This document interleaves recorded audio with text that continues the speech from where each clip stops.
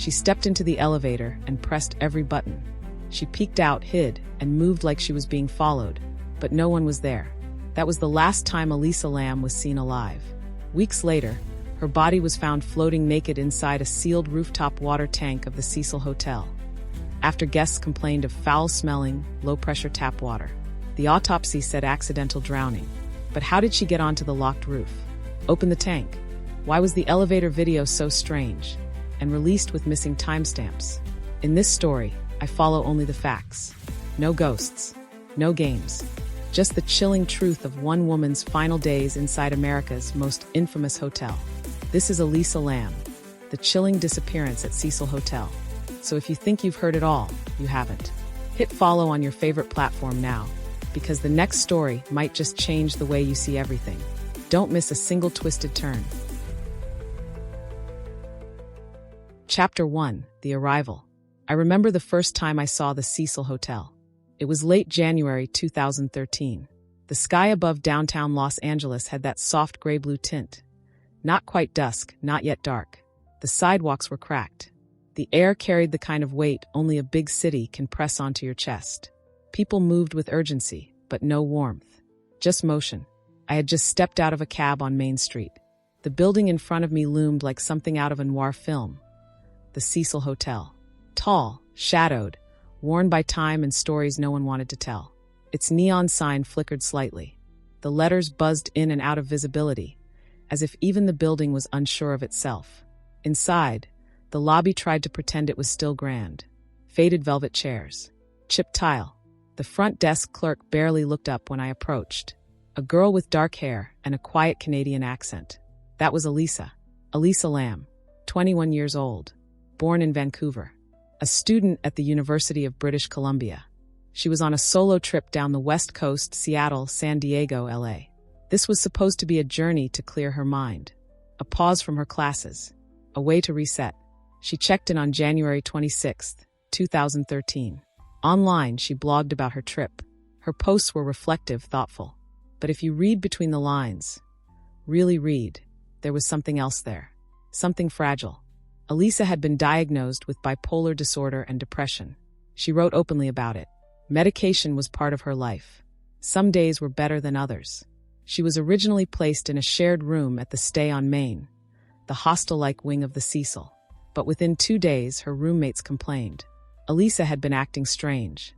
She left odd notes on their beds, locked the door when she wasn't inside, whispered to herself. The hotel staff moved her to a private room. At first, no one thought much of it. Just a girl traveling alone. Maybe tired. Maybe stressed. Los Angeles has that effect on people. But I can't stop thinking about that move. From shared room to isolation. It's a detail people overlook. But for Elisa, already carrying the weight of her mind, that change might have been everything. In the days that followed, she was seen at nearby stores. She bought books at the last bookstore, less than a mile away. She chatted with the clerk. Smiled, walked back toward the Cecil carrying 2 new titles in a plastic bag. She never looked scared. If anything, she looked free. That was January 31st. The last confirmed time anyone saw her alive. The next morning, Elisa was supposed to check out. She didn't. The hotel called her room. No answer. The bed was made. Her belongings were still there, wallet, laptop, suitcase. But no Elisa. She was gone. It wasn't until February 1st that her family, alarmed by silence, called the LAPD. She hadn't contacted them since the 30th, and Elisa always called home. The police came. They searched the hotel, brought in dogs, checked security footage. Nothing came up. The dogs stopped outside an emergency exit on the roof. But there was no scent trail after that. It was as if she had vanished into thin air. Word spread fast. The internet picked up the story like a spark in dry grass. A young woman, traveling alone, vanished from a hotel with a dark history. And then came the footage. On February 13th, LAPD released a 4-minute surveillance clip from inside one of the Cecil's elevators. What the world saw would launch 1,000 theories. But back on January 31st, in that moment, when she stepped into that elevator, Elisa Lam was still alive. And something had already begun. Chapter 2: The Elevator Footage. It's the footage that made the world stop. February 13th, 2013. 12 days after Elisa Lam vanished from the Cecil Hotel, the Los Angeles Police Department released a 4-minute surveillance video to the public. No narration, no commentary, just the raw footage. I remember pressing play, and I remember the chill in my spine before I even reached the 30-second mark. The elevator doors slide open. The camera is mounted high in the corner. The timestamp in the bottom corner is blurred. The seconds seem to skip. There's already something off. Then Elisa steps inside. She's wearing a red hoodie, shorts, sandals. Her hair is long, dark, and slightly damp at the ends. She looks around quickly, presses several buttons on the panel. Not one or two, but almost an entire column of floors. And then she waits. The elevator doors stay open. She steps to the corner, peers out, looks right, then left. Then she jumps back inside, pressed flat against the wall. Something or someone has scared her. But there's no one visible in the hallway. No one enters the frame. The doors stay open far longer than they should, almost unnaturally long. Elisa leans out again. She moves quickly, steps out, then steps back in, then out again. Her hands flutter in front of her chest. Not panicked, but strange. Like she's talking to someone unseen. Like she's reacting to something just beyond the frame. Her gestures grow more animated. Her feet shuffle. At one point, she presses herself into the corner of the elevator, almost hiding. And still, the doors remain open. She steps fully out into the hallway. Her arms rise and twist. Her fingers bend and flick in unnatural ways.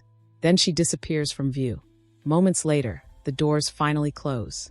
The elevator moves. No one else appears in the footage. Ever. No pursuer. No friend. No staff member. Just Elisa. Moving through that small space like someone caught in the middle of something we can't see or understand. The video went viral within hours. Reddit threads exploded. YouTube channels dissected every frame. People slowed it down, brightened it, darkened it, zoomed in on the buttons, paused on her fingers. Everyone had a theory. Some said she was on drugs, but the toxicology report would later say otherwise. Others said it was a mental health episode, the manic phase of bipolar disorder, possibly worsened by skipped medication. That theory had weight. But then what was she reacting to? Then came the darker theories. Elevator game rituals, paranormal encounters, possession, murder. But for all the noise, the truth was this. No one came after her in the video. No one is seen. No physical threat appears. Just her, alone, in a malfunctioning elevator, acting like someone being watched, or hunted, or haunted by her own mind.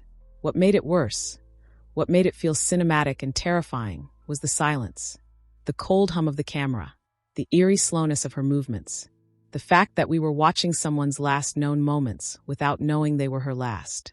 What happened after that video cuts off remains unanswered. No camera footage shows her leaving the hotel. No keycard record confirms the use of an elevator beyond that point. No witness saw her in the halls. She simply vanished. For 12 more days, there was nothing. No new leads. No sightings. Just that video, looping endlessly on the internet. A young woman behaving oddly in an elevator that would not close its doors. Somewhere between that 4th-minute timestamp and the moment the footage fades to black, Elisa Lam stepped beyond what anyone could explain, and she never came back. Chapter 3: Disappearance and Investigation. After the elevator footage, the silence grew louder. Elisa Lam was officially reported missing on February 1st, 2013. Her parents had been calling her nonstop since January 30th, but she hadn't answered. She always kept in touch when traveling. Always. So when the LAPD arrived at the Cecil Hotel, they knew they weren't just dealing with a late checkout. The first search was methodical. Officers went room to room, speaking with staff and guests.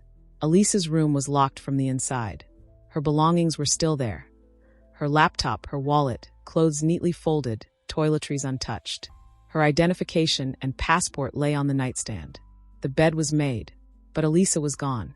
The police brought in K-9 units, hoping to pick up her scent. The dogs searched the hallways, stairwells, even the rooftop.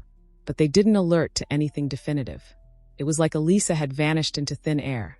No struggle, no trail, no signs of a break-in or escape.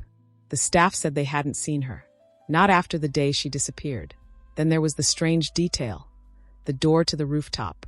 It was supposed to be locked. Alarmed, only staff had keys or codes. If you opened it without authorization, a loud buzzer would sound. But the rooftop still became a point of interest. Investigators climbed it manually. They looked at every corner. The water tanks, the fire escapes, the vents. Still no Elisa. The Cecil's hallways had security cameras, but very few of them were functional. Only the elevator captured those 4 final minutes. Everything else, blind spots and shadows. Her last known sighting outside the hotel had been at the last bookstore. Surveillance showed her browsing, talking to staff, buying 2 books. She smiled, made jokes. Nothing in her behavior looked suspicious or manic. The employee who helped her said she seemed completely normal, but no one had seen her since. Over the next few days, the LAPD expanded their search. They checked nearby hospitals, homeless shelters, bus depots. Her face went up on missing person posters all over Los Angeles. The local news began to cover her case, but nothing turned up. Then came the internet. The elevator video transformed Elisa Lam into a viral phenomenon. Millions of people started digging. True crime communities, YouTubers, Redditors, amateur sleuths. They dissected her Tumblr, her travel plans, her mental health. They combed through theories with disturbing obsession. And through it all, her family waited. They flew to LA, appeared at press conferences, begged for help. Her mother, sobbing behind the microphone, said Elisa had struggled with mental health. But she had never disappeared like this. Never. She didn't drink. She didn't party. She trusted people. Maybe too much. Days turned to weeks. And inside the Cecil Hotel, something else started to happen. Guests began to complain about the water. They said the water pressure was low, that the water tasted strange, that it had a black tint, and that when you turned on the faucet, the water came out slow, then sputtered, then dark. The hotel sent someone to check the plumbing. It was a routine call, the kind of thing no one should ever fear. But what they found on that rooftop would stop the search cold and start something far darker. Chapter 4, The Tank Discovery. February 19th, 2013. It was just before 10 a.m. when Santiago Lopez, a maintenance worker at the Cecil Hotel, carried a ladder onto the rooftop. Guests had been complaining for days. Low water pressure, strange taste, black water sputtering from bathroom taps. He'd heard it before. Old pipes, rust, maybe a dead bird stuck in the filtration system. Nothing new. But Santiago knew where the problem usually started. The water tanks. There were 4 of them. Large, rectangular, industrial cisterns. Each about 10 feet tall, covered by heavy metal lids. They sat at the far end of the rooftop, behind the elevator shaft. The area wasn't easily accessed. To get there, Santiago had to disable a rooftop alarm, take a service elevator, climb a narrow staircase, and squeeze through a locked rooftop door. Then, another ladder to reach the top of the tanks themselves. When he got to the first tank, he noticed something right away. The hatch was open. That wasn't normal. They were supposed to be sealed. Secure. He climbed up, looked inside, and stopped. Floating face up in the dark water was the naked body of a young woman. Her arms were limp, her hair spread like ink around her head. The water was cloudy. Still, her skin pale, bloated from nearly 3 weeks of submersion. Her clothes were nowhere in sight. It was Elisa Lam. He didn't scream. He just climbed back down, walked to his radio, and called it in.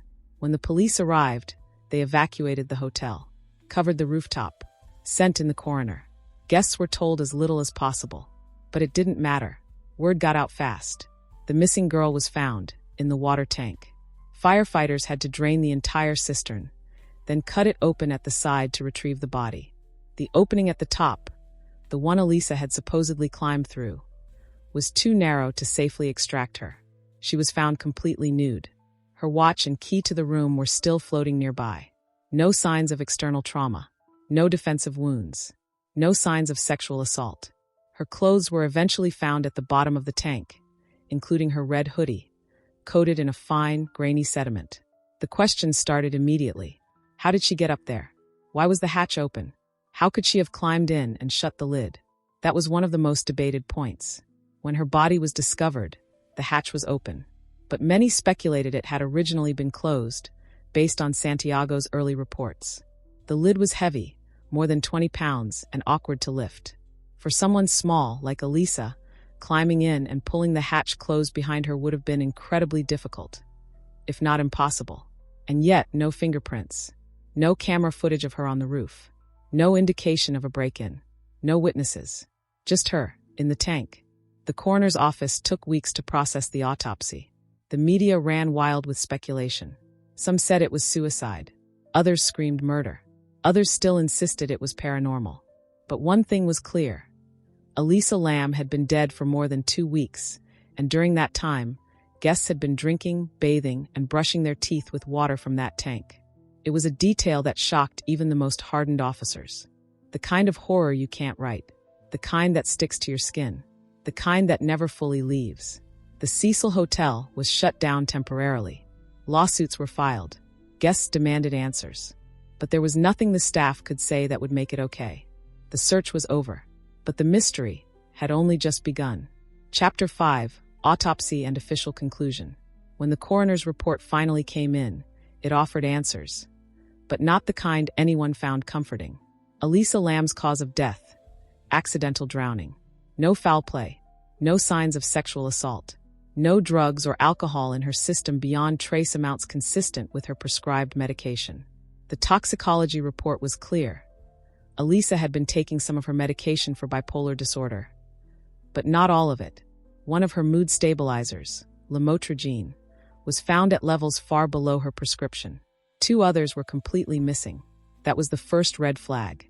People who suffer from bipolar disorder often experience manic or psychotic episodes when their medication is out of balance, especially during high-stress periods like solo travel. The official conclusion was that Elisa had likely suffered a psychotic break, possibly triggered by skipped medication. In that state, authorities believed she may have accessed the rooftop, climbed into the water tank on her own, and been unable to escape. But that theory raised its own questions.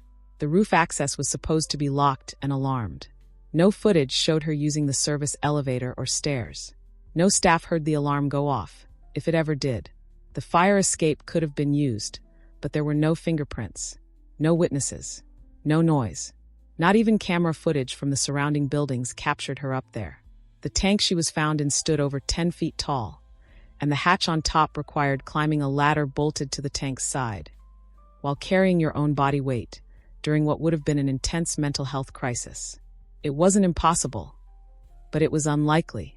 Then there was the question of the tank lid. When police and fire personnel arrived, the hatch was open. But in earlier statements, the maintenance worker had described it as closed. Some speculated he misremembered. Others insisted it had to be closed when Elisa went in, and someone reopened it, either after her death or while watching her die. But the LAPD stood firm. No signs of trauma. No evidence of homicide. Case closed. Her death certificate listed only 3 words under manner of death. Accidental. Bipolar disorder. But the world wasn't satisfied. How could a woman get into that tank, alone, in the middle of the night, on a rooftop most people couldn't access, and leave no trace? If it was suicide, why climb into something you can't escape from, rather than jump from the roof?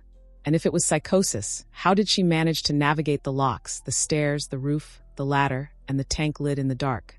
There were no bruises, no cuts, no scrapes. No broken nails. No defensive wounds. If she had fought to escape the tank, there would have been something. Anything. But there wasn't. Just Elisa, alone in the water. Silent. Still. Undisturbed. It was as if the hotel had swallowed her. As if she had never been there at all. Except for the footage. The elevator. The flickering lights. The fluttering hands. And the water. In the end, the LAPD closed the case. The Cecil Hotel resumed operation. Elisa Lam became another footnote in its long, dark history. But for the people who followed her story, who watched the footage, read her blog, and saw her face in the headlines, her death never truly made sense. Because even with a conclusion, nothing felt concluded. Chapter 6, Aftermath and Ongoing Mystery. Elisa Lam's story didn't end on the rooftop of the Cecil Hotel. If anything, that's where it began. After the coroner ruled her death an accidental drowning, after the case was closed, the public did something unusual. They didn't let it go, not because they wanted conspiracy, but because they felt something was still missing. The lawsuits came quickly. Elisa's family filed a wrongful death suit against the hotel. They argued that the Cecil had a duty to protect guests from hazards like unsecured rooftop access and unsealed water tanks. That if the tank had been properly locked, Elisa would still be alive. The hotel's lawyers fought back. They claimed Elisa entered the tank on her own, and that no negligence occurred. In 2015, the lawsuit was quietly dismissed. But the court of public opinion kept the case alive. The internet wouldn't forget her. Thousands of people dug into every aspect of her life. Her Tumblr blog, where she posted thoughts about loneliness, recovery, hope, and mental exhaustion.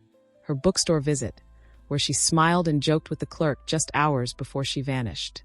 Her mental health records, used by some as proof of vulnerability, and by others as a scapegoat for something darker. YouTubers published frame-by-frame breakdowns of the elevator footage. Reddit threads debated the tank dimensions and rooftop angles.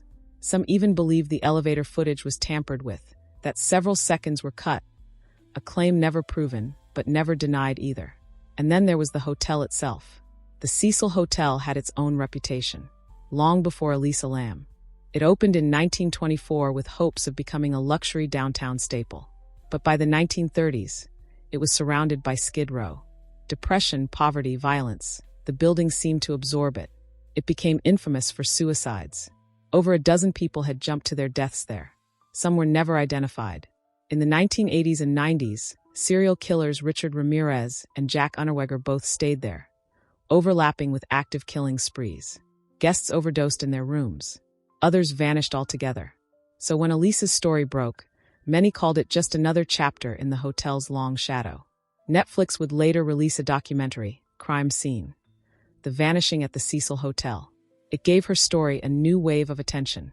But even then, people argued, was it about her or about the hotel? Were we examining a life or consuming a spectacle? I go back to her final blog entries sometimes. They're hopeful, reflective, not the writings of someone preparing to die, not someone hallucinating or in freefall, just someone struggling, like so many of us do.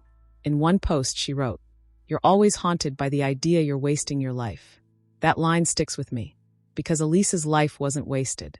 She mattered, even if the system couldn't protect her, even if the truth never felt complete. To this day, we still don't know with certainty what happened in those final moments. How she reached the roof, why she climbed into the tank, what she thought would happen, or whether someone else was with her. The official story is simple: a tragic accident, a young woman, overwhelmed by her mind. No suspects, no crime, no answers. But the emotional story, the one that plays in people's heads when they watch the elevator footage, that one is harder to silence. Because Elisa Lam didn't just vanish. She left behind a digital soul, a mystery that outlived her body, and a case that reminds us how little we really understand about the mind, or about the places we walk through every day without looking up. She was more than a headline, more than a meme, more than a mystery. She was real.